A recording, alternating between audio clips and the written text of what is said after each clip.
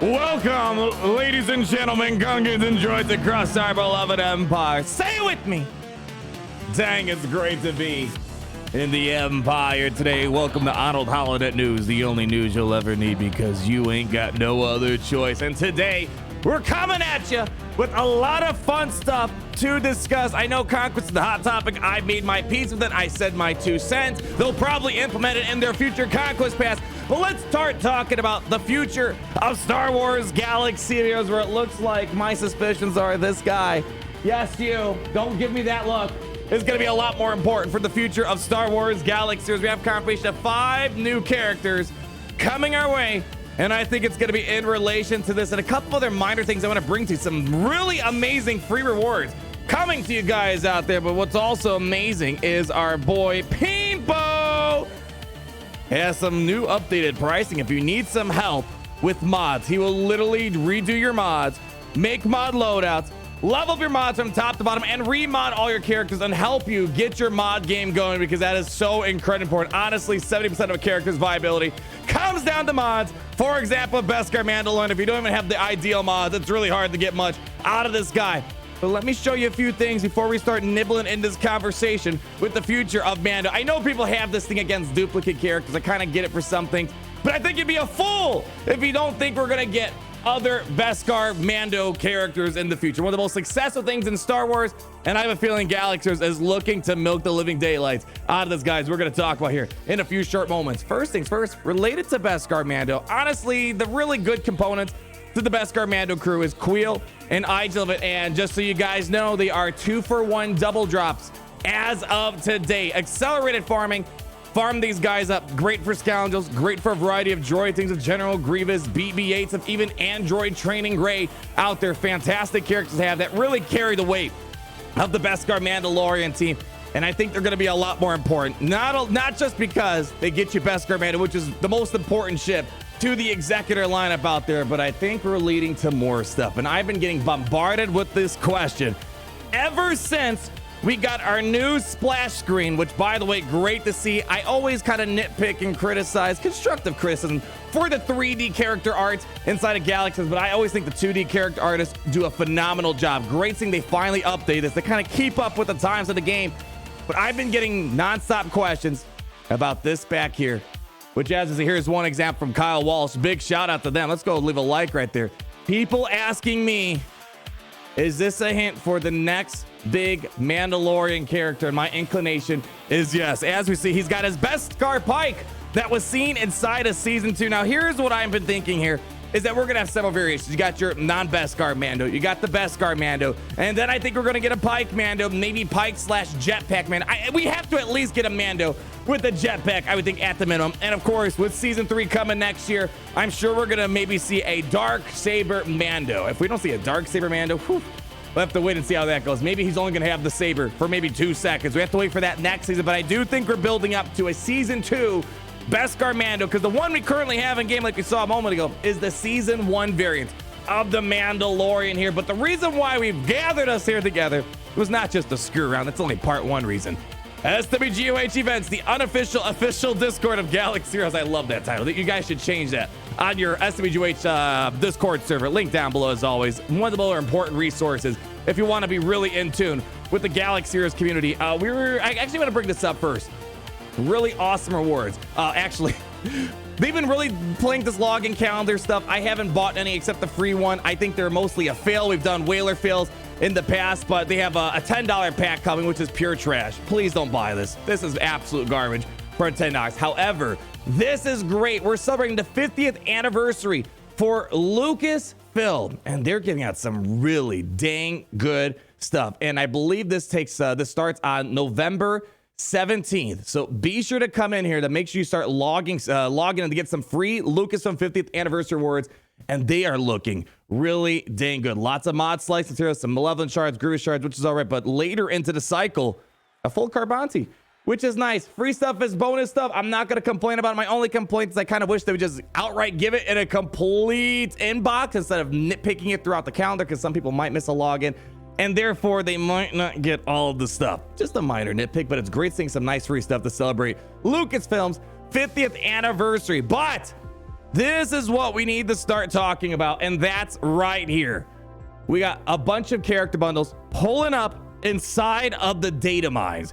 And anytime you see character bundle with a number, that means a marquee character. So Sig Barbarossa, they said after checking, we're pretty confident this means 5 marquee characters are coming to Star Wars Galaxy of Heroes. And then the question comes up, well, what is it gonna be in relation to? Reading the leaves right now in Star Wars Galaxy of Heroes would heavily suggest we're focusing on Mandalorian Season 2 and or Book of Boba Fett. Now, the Book of Boba Fett trailer came out the other day. Very excited to see what that story's about and kind of go more into the underworld aspect of the Star Wars universe. But I don't know if we're going to get 5 marquee characters in relation to the Book of Boba Fett. I feel like it's a little too early for that. So my suspicion is we're really going to start diving into Mandalorian Season 2 a little bit more. And this really ties into, we might be building up to the next iteration of Beskar Mando, and this might be our first indication. Now, we have had indications in the past of characters on the splash screen that never made it to the game. For example, Master Kobe was on the splash screen for years, and he finally came this year in Star Wars Galaxy of Heroes. However, there's been plenty of times we've seen characters on splash screens that didn't come, but more often than not, usually the splash screen characters show up at one point or another. So this might be our first indication of that happening. But I do want to point out another thing here.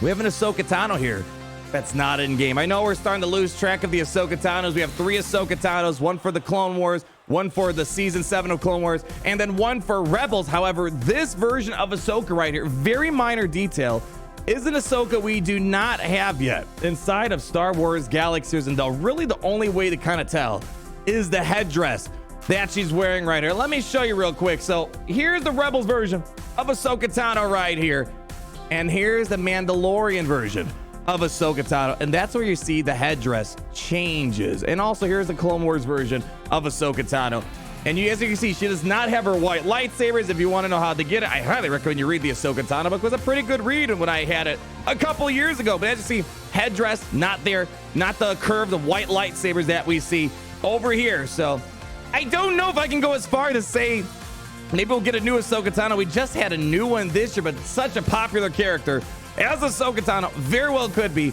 We might see, a marquee Ahsoka Tano at some point. That would be quite interesting to see, because when you try to say, all right, if you are in the boat that we're getting Mandalorian Season 2 stuff, when you kind of look at the cast, you kind of see that we have a majority of them. We have one version of Mandalorian. We don't have a Season 2 Mando, which I'm feeling pretty confident that's going to happen here. Obviously, Boba Fett, which is our Scion of Django Conquest exclusive character, emphasis on the con. We already have Gideon. Ahsoka Tano, we don't have that version yet. We already have Bo-Katan, we have Cara Dune, we have Grief Karga, we have Jedi Knight Luke Skywalker, Cobb Vanth Refrigeration.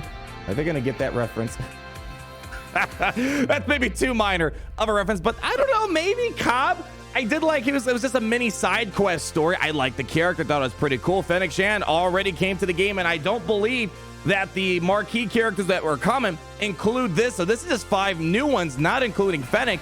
And then obviously, I don't know where they're getting Jango Fett and Sabine Wren. They didn't make a presence in there. Mayfield is another option. Mayfield played a bigger role inside of the Season 2. Dr. Pershing, Season 1, Season 2, didn't get him. It'd be pretty funny if we get Mithril or Bib Fortuna. They come to Star Wars Galaxy of Heroes. Definitely, if you had to stretch it, they could find 5 characters. I don't know if you have 5 big characters from Mandalorian Season 2, but between grunts, maybe some Imperial remnants to fill in the remaining part of the squad, there's definitely some ways they can get another batch of 5. Now, as you guys know, in their road ahead, if we want to try to maybe push the speculation a wee bit further, we had the road ahead a while ago, or the road to nowhere, depending on how you want to look at it here. But as they said down here, they have some other plans. We have more for what's in store as we move on from the Clone Wars era of content onto something you'll never expect. Now, we're still trying to figure out, is this sarcasm? Is this legit? Because right now, what I'm expecting is Mandalorian Season 2, Book of Boba Fett, which is what we're currently in this very blip of time. But maybe they might start diving into some other area. And I know right now the speculation, hope for a lot of people is they might come back to the KOTOR era. And that would be really exciting, especially seeing that next year, it looks like that new KOTOR remake is going to happen. But if I had to place money down, I think my money is going to be somewhere in the vicinity of some new characters leading up to Beskar Mando version 2.0. I don't know what they would call him.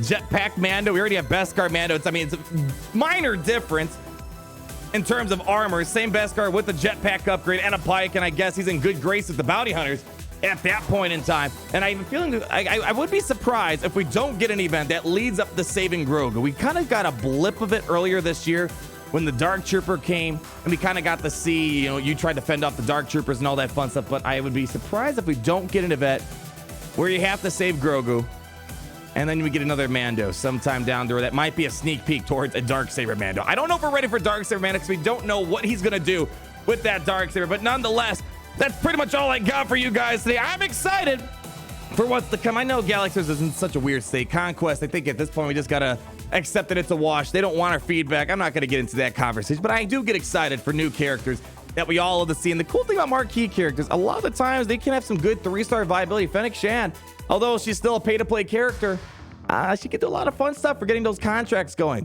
for the bounty hunters out there. So thank you guys so much for watching. It's always great seeing you. It's always freaking dang great to be in our empire today. Leave a like. Comment down below, what are you expecting with all this intel? More importantly, be sure to log in starting November 17th, it looks like, to get those Lucasfilm rewards because they're looking pretty decent. Thank you so much. And just one more time, always remember, dang, it's great to be in the Empire today. I'll see you guys later.